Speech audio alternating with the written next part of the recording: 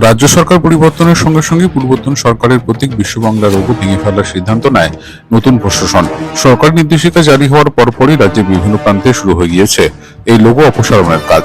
এই ধারাবাহিকতায় শুক্রবার দিন রায়গঞ্জের ব্যস্ততম শিলিগুড়ি মোড়ে থাকা বিশ্ব বাংলা লোগোটি ভেঙে গুড়িয়ে দেওয়ার কাজ শুরু করলো স্থানীয় প্রশাসন। প্রশাসনের এই দ্রুত পদক্ষেপ এবং সিদ্ধান্তকে সাধুবাদ জানিয়েছেন রায়গঞ্জের আপামর বাসিন্দা। দীর্ঘদিন ধরে চলে আসা রাজনৈতিক প্রতীকের এই পরিবর্তনের সিদ্ধান্তে এলাকায় খুশির হাওয়া।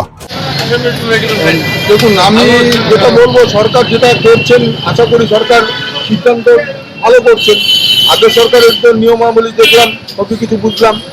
এখন নতুন সরকার হচ্ছে, নতুন সরকার যে সিদ্ধান্ত করবে সেটা সঠিকই হচ্ছে। কেননা আগের লঘু যেটা ছিল, এখন নতুন সরকারের লঘু যেটা দিবে সেটা হয়তো এটাই চিন্তা ভাবনা করছে সরকার। যেটা হচ্ছে আশা করি জনসাধারণ হিসেবে সবার জন্যই ভালো হবে নতুন সরকারের পরিবর্তন। যে শিলিগুড়ি মোড়ে বিশ্ব বাংলা লোগো ভাঙছে, এই বিষয়ে কি বলবেন? এটা এখন সরকার পাল্টাইছে, যখন সবই পাল্টানো দরকার। এখন যেটা চিন্তা ভাবনা করে যেটা মনে ভালো লাগবে সেটাই করবে, তাছাড়া কি করবে। উত্তর দিনাজপুর থেকে স্বরূপ দত্তের রিপোর্ট, চ্যানেল 10।